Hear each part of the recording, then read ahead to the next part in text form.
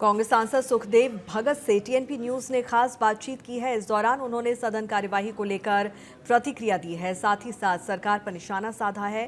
क्या कुछ कहा है, आइए आपको सुनवाते हैं।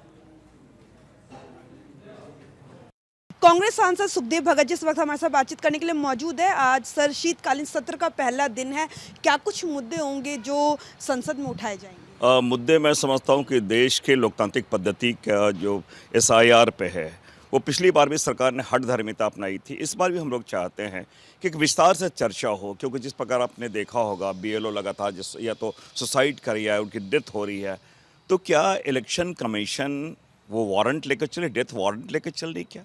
तो उन मुद्दों को हम लेके यहाँ पे चर्चा करना चाहते हैं। एक दिल्ली में ब्लास्ट हुआ है, नेशनल सिक्योरिटी का मसला है, और यहाँ दिल्ली में और एयर पॉल्यूशन के बारे में, ऐसे बहुत सारे मसले हैं।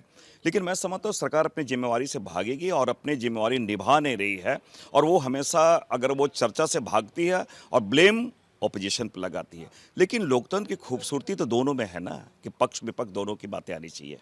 लेकिन किरण रिजिजू और भाजपा के तमाम सांसद बोल रहे हैं कि यदि इंडिया गठबंधन विपक्ष जो है तरीके से बात करेगा तो ही बात होगी, यदि वेल में जाएंगे हंगामा करेंगे तो मैं समझता हूँ जितने प्रोविज़न है वो प्रोविज़न वो मानने को तैयार नहीं है। मैं समझता हूँ वो स्वयं नहीं चाहते कि सदन चले, क्योंकि इसलिए मैंने कहा कि वो अपनी जिम्मेवारी से भाग रहे हैं। हम तो सारे 164 के हो, हर तरीके से जो प्रावधान है उसके तहत ही हम क्वेश्चन करना चाहते हैं, लेकिन वो अपने जिम्मेवारी से भागते हैं। लेकिन सत्ताधारी पार्टी का कहना है कि आप यदि धरने प्रदर्शन करेंगे तो फिर कैसे बात बनेगी? हम खुद चाहते हैं कि अगर आप चर्चा ना करेंगे तो हमारे पास एक संवैधानिक उपाय है कि हम धरना प्रदर्शन करें, उसके माध्यम से सरकार के कान में अगर जूं नहीं रेंग रही है तो उनको उनका संज्ञान में लाने का हम प्रयास करते हैं। बहुत बहुत धन्यवाद हमसे बातचीत करने के लिए। तो ये थे कांग्रेस के सांसद सुखदेव भगत। इनका साफ तौर पे कहना है एसआईआर का मुद्दा हो या दिल्ली ब्लास्ट का मुद्दा हो, इन सभी मुद्दों पे हम बात करेंगे। यदि सरकार नहीं सुनेगी हमारी तो हमारे पास एक लास्ट ऑप्शन रह जाता है, वो धरने प्रदर्शन का। तो ऐसे में जाहिर है कि सरकार को हमारी बात सुननी होगी।